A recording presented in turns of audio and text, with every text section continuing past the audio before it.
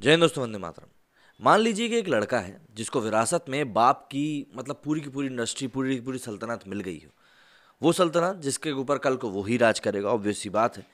ऐसे में जब भी कोई डिसीजन लेने जाता है, जब भी कोई वो लड़ाई लड़ने के लिए जाता है, तो वो उस लड़ाई में हार जाता है।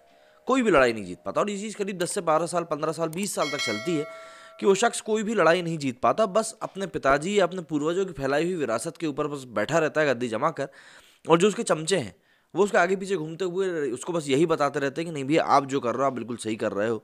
ये हार जीत तो लगी रहती है, हालांकि उसमें जीत कहीं से कहीं तक नहीं है, सिर्फ हार ही हार है। पर फिर भी क्योंकि चमचे उनको सर पे बैठा के रखे हुए हैं, तो उनको यही लगता है कि हम सही हैं। अब ऐसे शख्स को आप क्या कहेंगे? भाई मुझे तो समझ में नहीं आता, आपको पता हो तो आप बताएं। अब हम बात करते हैं राहुल गांधी की। देखिए, राहुल गांधी ने 10 फरवरी को एक ट्वीट करके काफ़ी ज़्यादा विवाद कर दिया। उस ट्वीट में उन्होंने काफ़ी कुछ चीज़ें लिखी थी, लेकिन उस ट्वीट में उन्होंने एक लाइन लिखी थी कि कश्मीर से केरला तक, और उसके बाद उन्होंने लिखा था गुजरात से बंगाल तक। मतलब हम लोग जब भी पूर्ण भारत की बात करते हैं, तब हम लोग अक्सर ऐसे बोलते हैं कश्मीर से कन्याकुमारी तक, और गुजरात से असम, मणिपुर, मेघालय तक। इस तरह की हम लोग बातें करते हैं, लेकिन इसमें उन्होंने बंगाल तक की बात करी थी। और यहाँ पर एक जो उनकी सोच थी वो इस तरह से झलक रही थी कि जब से चीन ने अरुणाचल प्रदेश के ऊपर अपना दावा ठोकना शुरू किया है, तब से ये भाई साहब चीन के प्रोपेगेंडे को हवा देने में लगे हुए हैं। आप खुद ही सोचिए, मान लीजिए कि इनकी बनाई हुई पार्टी नहीं है, लेकिन लीडर तो यह घोषित है ही। पंजाब में जो कचरा मचाया है वो हम देख ही रहे हैं। सरजू सिंह सिद्धू बिल्कुल सही आईना दिखा रहे हैं इस समय कांग्रेस को वहाँ पर। तो अगर हम बात करते हैं, तो आप इतने बड़े शख्स हो कि आप जब कोई ट्वीट कर रहे हो, तो भाई ऑब्वियस ही बात है हज़ारों लोग पढ़ेंगे ही उस ट्वीट को। तो ऐसे में अपने ट्वीट में आप एक एक शब्द सोच समझ के लिखोगे, नाप तोल के लिखोगे।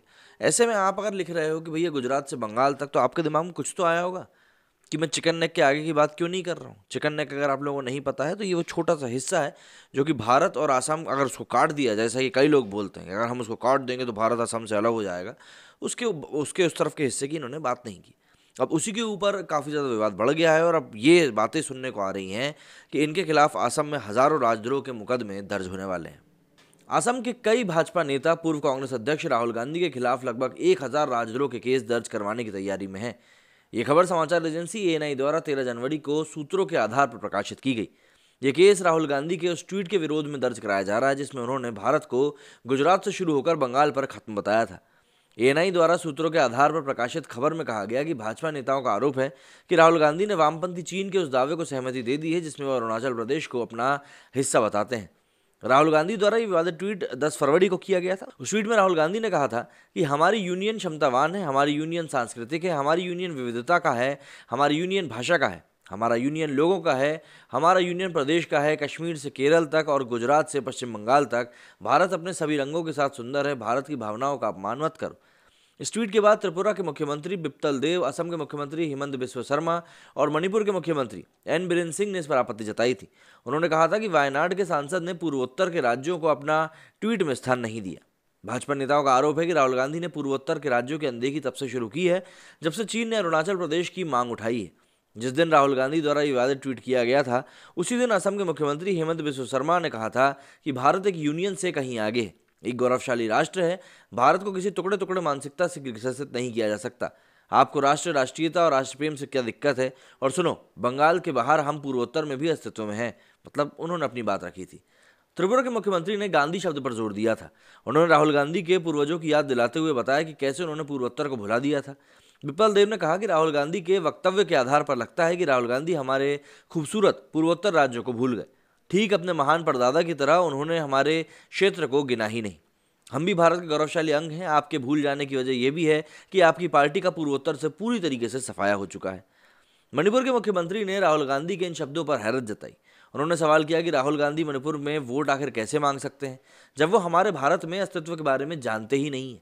उन्होंने लिखा कि मैं हैरान हूं कि कांग्रेस पार्टी का एक सीनियर नेता अपने बयान में पूर्वोत्तर के राज्यों का जिक्र भी नहीं करता। जब उन्हें हमारी मौजूदगी का आभास ही नहीं है, तो वो कांग्रेस यहाँ के लोगों से आने वाले चुनावी वोट कैसे मांगेगी? देश को आखिर बांट कौन रहा है, ये साफ तौर पर दिख रहा है। केंद्रीय सामाजिक न्याय और आधिकारिकता राज्य मंत्री प्रतिमा भौमिक ने भी राहुल गांधी के इस ट्वीट पर हैरत जताई। उन्होंने लिखा कि ये अपमान है। राहुल गांधी ने अपने आलोचना में भी पूर्वोत्तर के राज्यों को इग्नोर किया है। ये कांग्रेस पार्टी की मंशा को दिखाता है। वो पूर्वोत्तर के लोगों द्वारा ठुकराए जा चुके हैं और आगे भी ठुकराए जाएंगे। गौरतलब है कि कांग्रेस की छात्र शाखा एनएसयूआई ने राहुल गांधी के खिलाफ दिए गए बयान के विरोध में असम के मुख्यमंत्री हेमंत बिस्व शर्मा के खिलाफ प्रदर्शन किया। उत्तराखंड की एक राजनीतिक रैली में हेमंत ने कहा था कि राहुल गांधी को सेना पर सवाल उठाने और सर्जिकल स्ट्राइक का सबूत मांगने का कोई अधिकार नहीं है। उन्हें सेना से सर्जिकल स्ट्राइक का सबूत चाहिए। क्या हमने कभी आपसे सबूत मांगा है कि आप राजीव गांधी के ही बेटे हैं या नहीं? तुम्हें किसने अधिकार दिया कि तुम सेना से सबूत मांगो? इस बयान के बाद सीएम शर्मा के खिलाफ तमाम शिकायतें दर्ज करवाई गई थी। कांग्रेस कार्यकर्ता हेमंत बिस्व शर्मा के तत्काल इस्तीफे की भी मांग कर रहे थे, जो कि सीधे तौर पर हाइपोथेटिकल बात है और ऐसा होना जाना कुछ है नहीं।